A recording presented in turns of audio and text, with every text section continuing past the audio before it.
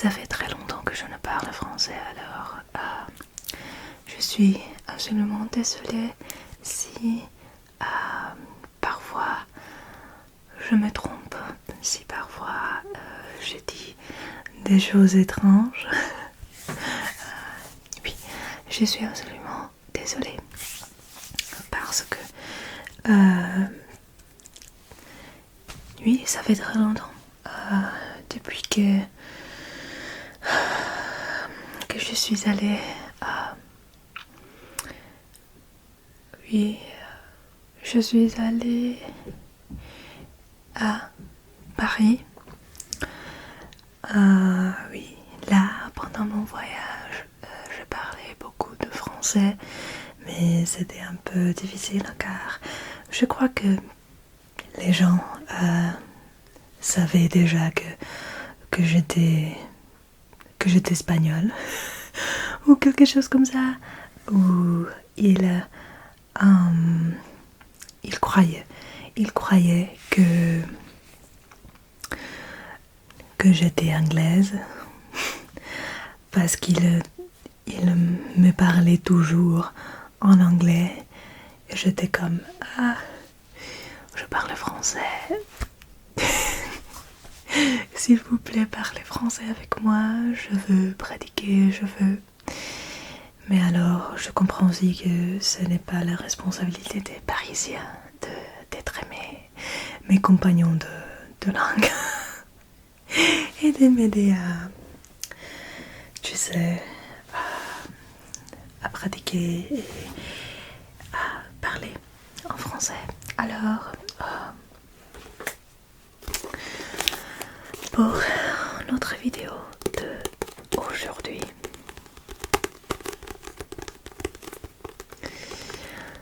j'ai l'un de mes livres favoris au monde entier.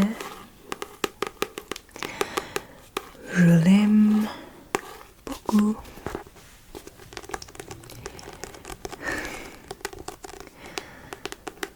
J'ai une telle obsession avec ces deux récits que une grande partie, presque la moitié de ma mémoire de master est dédiée à analyser ces récits.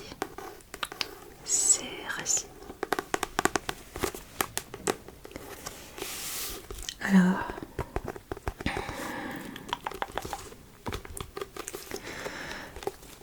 j'espère que vous connaissez.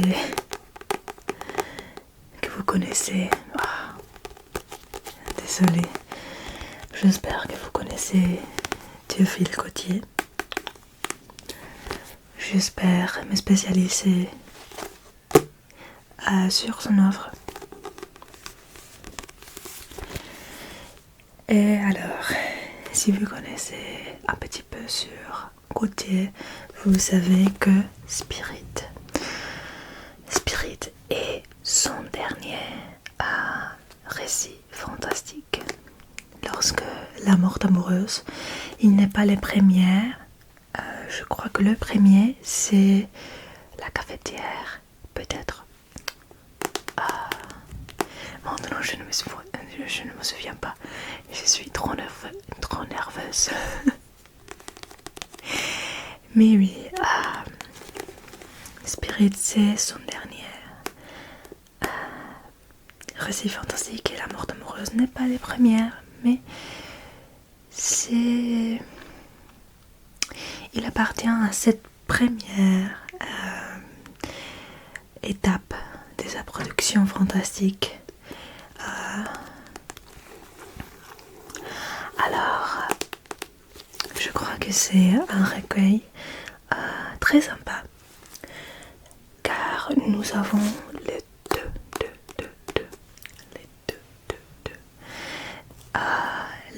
deux extrêmes de l'idéalisation de la femme. Alors, dans Spirit, on a un fantôme. Alors, cette femme n'a pas de corps. Lorsque, dans la mort amoureuse, on trouve une femme qui n'est que son corps. Alors, une femme qui dont la beauté est assez charnelle. Alors, je pensais que pour cette petite vidéo, nous pourrions lire les premiers chapitres de Spirit. Car c'est très court et alors ça fait très longtemps que je ne lis pas quelque chose en français.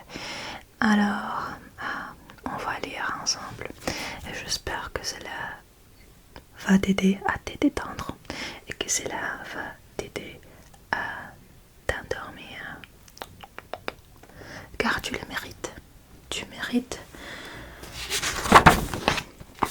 d'avoir un bon repos et de te lever des mains avec une bonne humeur. Alors,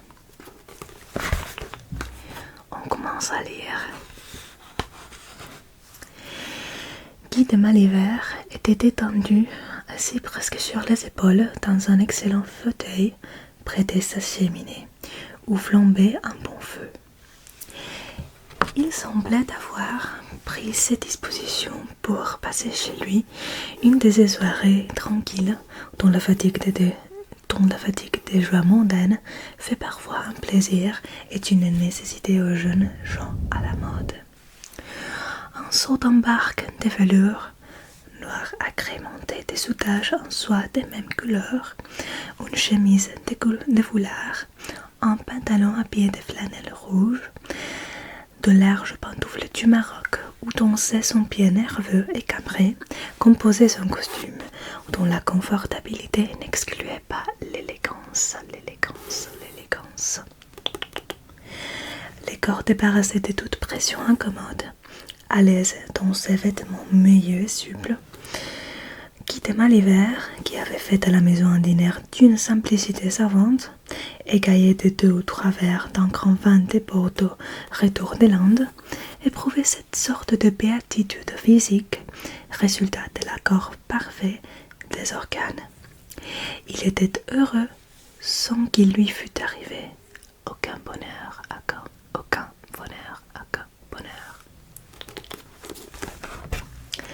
Près de lui, une lampe ajustée dans un cornet de vieux céladon craquelé répandait la lumière laiteuse et douce des englobes dépolis, semblable à une lune qui tombe en légère brouillard.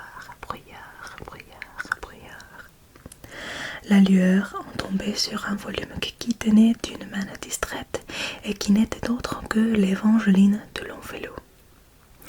Sans doute, Guy admirait l'œuvre du plus grand poète qu'ait produit encore la jeune Amérique, mais il était dans cette paresseuse disposition d'âme où l'absence de pensée est préférable à la plus belle idée exprimée en termes sublimes.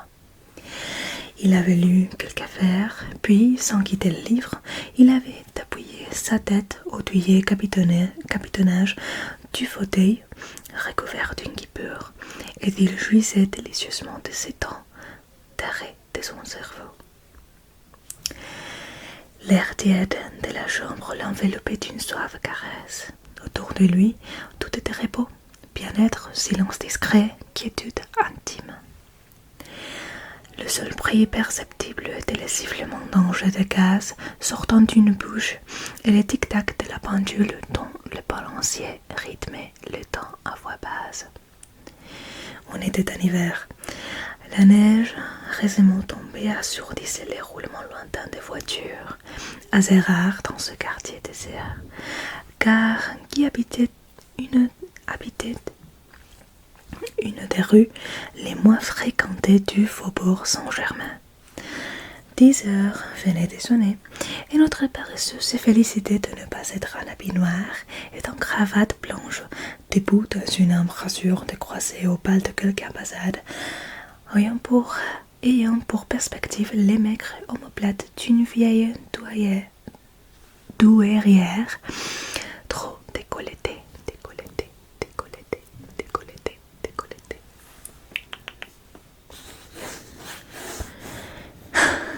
qu'il régna dans la chambre une température de serre chaude, on sentait qu'il faisait froid dehors.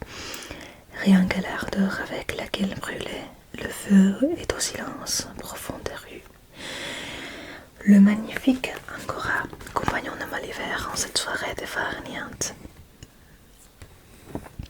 s'était rapproché du foyer à roussir sa blanche fourrure, et le garde-feu doré l'empêchait seul de se coucher dans les cendres. La pièce où quittait Maliver goûtait ses joies paisibles tenait le milieu entre le cabinet d'études et l'atelier. C'était une salle vaste et haute, des plafonds qui occupaient le dernier étage du pavillon habité par qui est situé entre une grande cour et un jardin planté de ces arbres séculaires dignes d'une forêt royale, et qu'on ne trouve plus que dans l'aristocratique faubourg, car il faut du temps pour produire un arbre, et les parvenus n'en peuvent improviser pour donner de l'ombre à leurs hôtels bâtis avec l'hâte d'une fortune qui craint la banqueroute. Les murs étaient revêtus de cuir fauve et les plafonds se composaient d'un entrecroisement de poudre en vieux chêne, encadrant des caissons de sapin de Norvège auxquels on avait laissé la couleur primitive du bois. Ces teintes sobres et brunes faisaient valoir les tableaux, les esquisses et les aquarelles suspendues aux parois de cette espèce de galerie où Maliver avait réuni ses curiosités et fantaisies d'art. Décor de bibliothèque en chêne, assez bas pour ne pas gêner les tableaux, formés autour de la pièce comme un soubassement interrompu par une porte unique. Les livres qui chargeaient ces rayons eussent surpris l'observateur par leur contraste. On eût dit la bibliothèque d'un artiste et celle d'un savant mêlées ensemble. À côté des poètes classiques de tous les temps et de tous les pays, d'Homère, d'Hésiode, de Virgile, de Dante, d'Arioste, de Ronsard, de Shakespeare, de Milton, de Goethe, de Schiller, de Lord Byron, de Victor Hugo, de Sainte-Beuve, d'Alfred de Musset, d'Edgar Poe, se trouvait la symbolique de Creuser, la mécanique céleste de Laplace, l'astronomie d'Arago, la physiologie de Bodac, le cosmos de Humboldt, les œuvres de Claude Bernard et de Berthelot, et autres ouvrages de sciences pures. Guy de Maliver n'était cependant pas un savant. Il n'avait guère appris que ce qu'on montre au collège, mais après s'être refait son éducation littéraire, il lui avait semblé honteux d'ignorer toutes les belles découvertes qui font la gloire de ce siècle. Il s'était mis au courant de son mieux, et l'on pouvait parler devant lui astronomie, cosmogonie, électricité, vapeur, photographie, chimie, micrographie, génération spontanée. Il comprenait et parfois il étonnait son interlocuteur par une remarque ingénieuse et neuve. Tel était Guy de Maliver à l'âge de 28 ou 29 ans. Sa tête, un peu éclaircie sur le haut du front, avait une expression ouverte et franche qui faisait plaisir à voir. Le nez, sans être d'une régularité grecque, ne manquait pas de noblesse et séparait deux yeux bruns au regard ferme. La bouche, un peu épaisse, annonçait une bonté sympathique. Les cheveux, d'un brun chaud, s'émasaient en petites boucles fines et tordues qui repoussaient les fers du coiffeur. Et une moustache d'un ton doré ombrageait les lèvres supérieures. Bref, Maliver était ce qu'on appelle un joli garçon.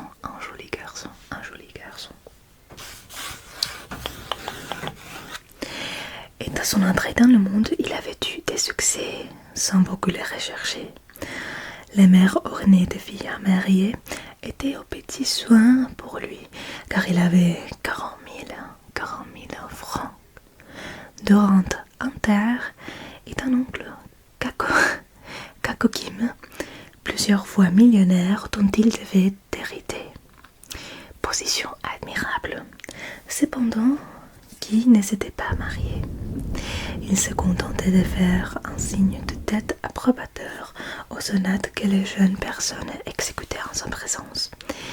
Il les reconduisait poliment à leur place après la contredanse, mais son entretien avec elles pendant les repos des figures se bornait à des phrases du genre de celle-ci. Il fait bien chaud dans ce salon. Aphorisme d'où il était impossible de déduire la moindre espérance matrimoniale. Ce n'était pas que Guy de Maliver manqua d'esprit. Il aurait trouvé aisément à dire quelque chose de moins banal s'il n'eût craint de s'empêtrer dans ces toiles ourdies des fils plus ténus que des fils d'araignées, tendus dans le monde autour des vierges nubiles dont la taux n'est pas considérable. Lorsqu'il se voyait trop bien accueilli dans une maison, il cessait d'y aller, où il partait pour un grand voyage, et à son retour, il avait la satisfaction de se voir parfaitement oublié. On dira peut-être que Guy, comme beaucoup de jeunes gens d'aujourd'hui, trouvait dans le demi-monde de passagères une union morganatique qui le dispensait d'un mariage sérieux. Il n'en était rien. Sans être plus rigoriste que ne le comportait son âge, Maliver n'aimait pas ses beautés plâtrées, coiffées comme des caniges, et ballonnées de crinolines extravagantes. Pervers de goût. Il avait eu, comme tout le monde, quelque bonne fortune. 2 ou 3 femmes incomprises, plus ou moins séparées de leur mari, l'avaient proclamé leur idéal, à quoi il avait répondu « Ah, vous êtes bien honnête ».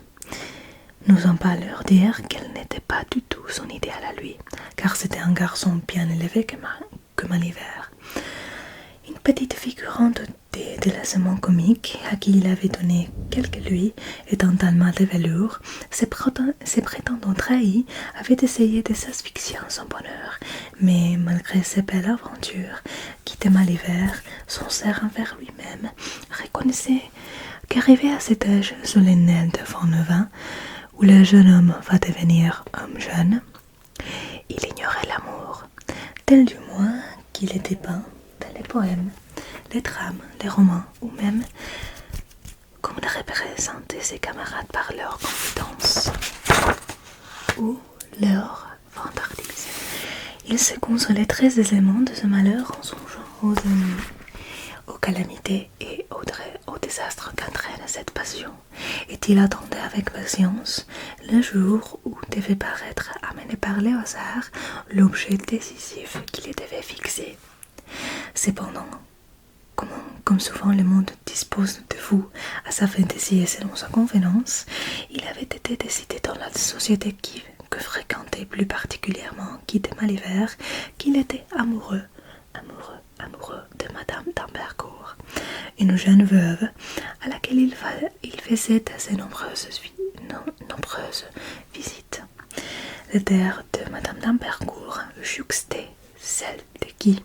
Elle possédait une 60 000 francs de revenus et n'avait que 22 ans. Elle avait fort convenablement regretté M. d'Ambercourt, vieillard assez maussade, et sa position lui permettait de prendre un mari jeune et de bonne mine, d'une aisance et d'une fortune égales à la sienne. Le monde les avait donc mariés de son autorité privée, pensant que cette maison aurait un salon agréable, terrain neutre, où l'on pourrait se rencontrer. Madame d'Ambercourt acceptait tacitement ce dîme et se regardait déjà un peu comme la femme de Guy, qui n'émettait aucun empressement à se déclarer, et même songeait à ne plus aller chez la jolie veuve, qu'il trouvait légèrement ennuyeuse aux airs légitimes qu'elle prenait par avance d'Harry. Ce soir-là même, Guy devait prendre le thé chez Madame d'Ambercourt, mais après dîner, la nonchalance l'avait envoyé.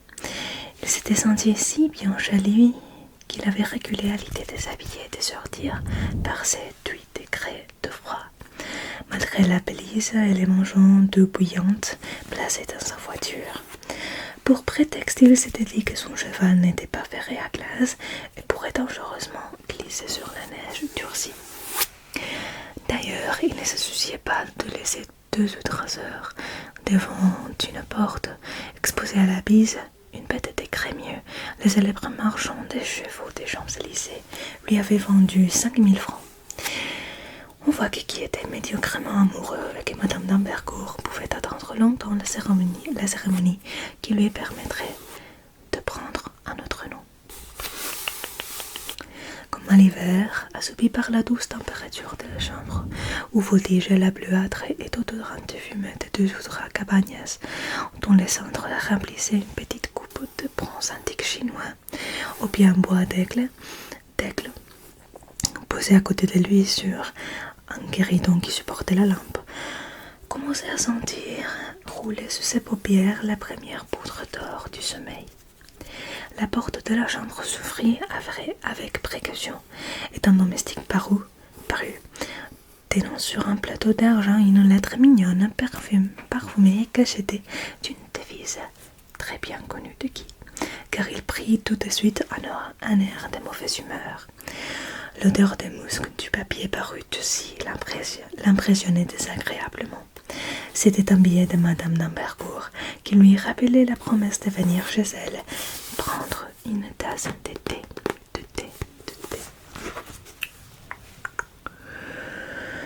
Le diable l'emporte, s'écria-t-il un peu galamment, avec ces billets qui donnent la migraine. Désolé. Le peuple essaya de traverser la ville pour aller boire une tasse d'eau chaude où l'on avait mariné quelques feuilles teintées de bleu de Prusse et de vert de gris, tandis que j'ai là, dans cette boîte, un lac de coromandel, du thé de caravane, du thé authentique, portant encore les cachets de la douane de Kiatka, le dernier poste rouge sur la frontière de Chine. Non, certes, je n'irai pas. Un vague reste de politesse lui fit changer de résolution.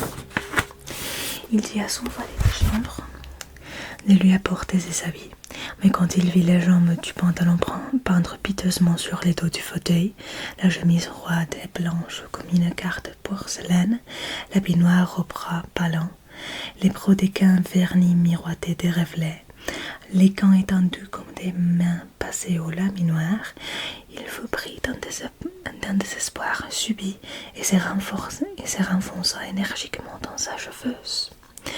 Décidément, je reste. Jacques, allez faire ma couverture. Nous l'avons déjà dit là-haut. Guy était un garçon bien élevé et de plus, il avait le cœur bon. Agité d'un léger remords, il hésita sur les seuils de sa chambre à coucher qui lui souriait de tous ses conforts intimes et s'est dit que la plus simple politesse exigeait qu'il envoyât un mot d'excuse à Madame d'Ambercourt, prétextant une migraine, une affaire importante, une contrariété quelconque survenue à l'heure du départ pour se dispenser honnêtement d'aller chez elle. Or, Maliver, bien que capable sans être homme de lettres de profession de faire un article de voyage ou une nouvelle pour la revue de Deux Mondes, détestait écrire des lettres, et surtout cette sorte de billets de pure bienséance, comme les femmes griffonnent par douzaines sur les coins de leurs toilettes, tandis que Clotilde ou Rose les accommode. Il eût plutôt fait un sonnet sur des rimes difficiles et rares. Sa stérilité là-dessus était complète, et pour éviter une réponse de 2 lignes, il allait de sa personne à l'autre bout de la ville. Par terreur du billet, l'idée désespérée de se rendre chez Madame d'Ambercourt vint à Guy de Maliver. Il s'approcha de la fenêtre, entr'ouvrit les rideaux et vit à travers les vitres moites une nuit noire que des petits flocons blancs tombant de rue tachetaient comme un dos d'épandade. Il pensa par déduction à un Grimalkin, secouant la peluche de neige attachée à son carapaçon verni. Il se représentant les passages désagréables du coupé au vestibule, Les courants d'air de l'escalier que le calorifère ne neutralisait pas, et surtout Madame d'Ambercourt, debout contre la cheminée, en grande toilette, décolletée à rappeler ces personnages d'un roman de Charles Dickens, qu'on désigne toujours sous le nom de la poitrine, et dont la blanche table sert à étaler les prospectus d'opulence d'un banquier. Il vit ses dents superbes encadrées dans un sourire immobile, ses sourcils, d'un air parfait, qu'on eût pu croire tracés à l'encre de Chine, et qui pourtant ne devait rien à l'art. Ses yeux magnifiques, son nez pur à servir de modèle dans un cahier de principes, sa taille que tous les couturières proclamaient accomplie, ses bras ronds comme s'il était tourné et chargé de bracelets trop massifs, et le souvenir de tous ces charmes que le monde lui destinait en le mariant sans qu'il n'eût grande envie avec la jeune veuve, lui inspirant une mélancolie si profonde qu'il se dirigea vers son bureau résolu, chose affreuse, à écrire plutôt 10 lignes, 10 lignes, 10 lignes, qui est allé prendre le thé chez cette femme charmante.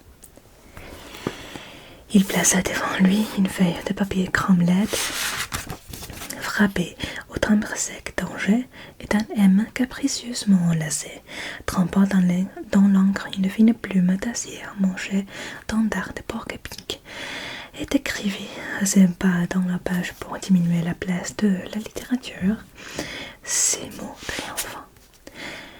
Madame.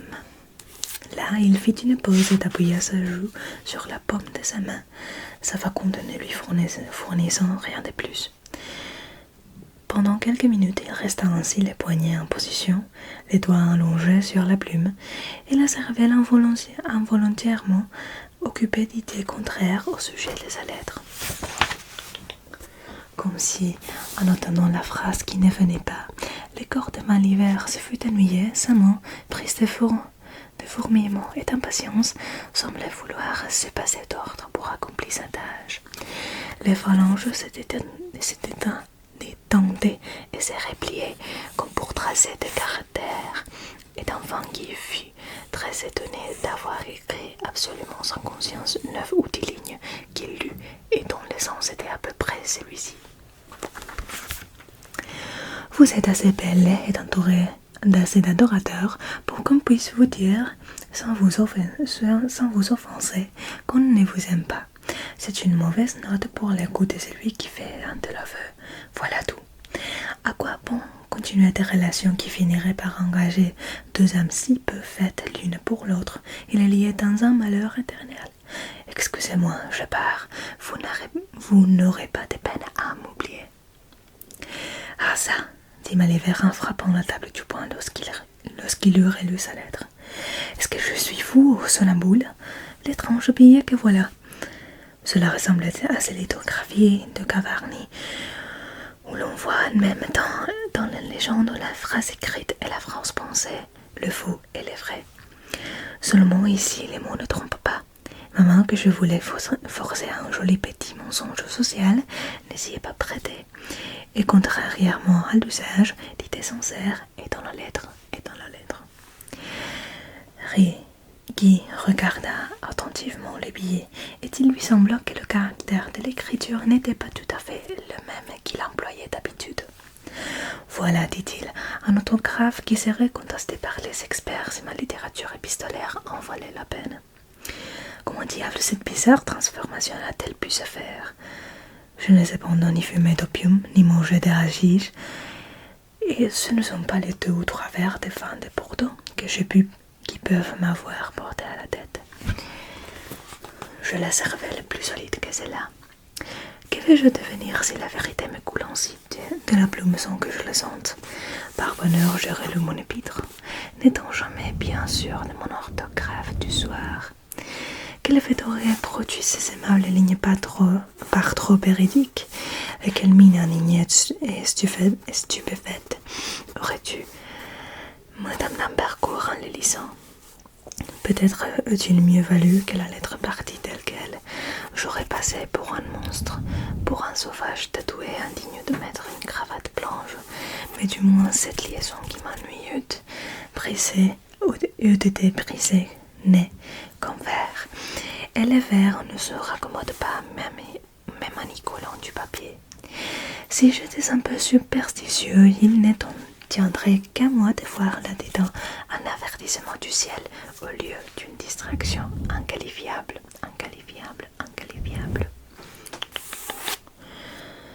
Après une pause, Guy prit un parti violent. Allons chez Madame d'Ambercourt, car je suis incapable de réécrire cette lettre. Il s'habilla rageusement et comme il allait sortir de sa chambre, il crut entendre un soupir, mais si faible, si légère, si aérien, qu'il valait les profonds silences de la nuit pour que l'oreille pût les saisir. Ce soupir arrêta Maliver sur le seuil de son cabinet et lui causa cette impression que le surnaturel fait éprouver aux plus braves. Il n'y avait rien de bien effrayant dans cette note vague, inarticulée et plaintive, et cependant qui en fut plus troublé qu'il n'osait se l'avouer à lui-même. « Bah, c'est mon angora qui aura poussé une plainte en dormant, » dit Maliver, et prenant des mots de son valet de chambre une pelisse de fourrure, dans laquelle il s'enveloppa avec une correction qui prouvait de longs voyages en Russie. Il descendit d'assez mauvaise humeur sur les perrons au bas duquel l'attendait la voiture.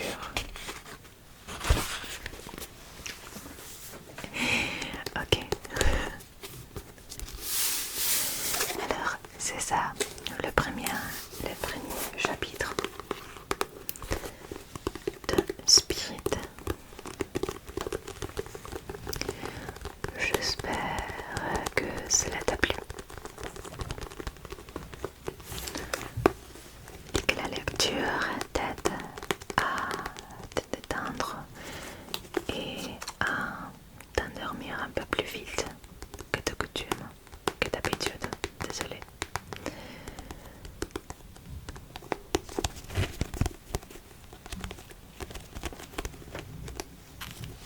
Alors, j'espère que vous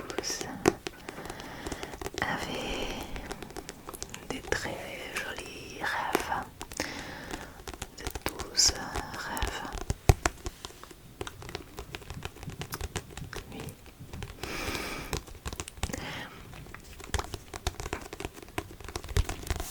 Alors, j'espère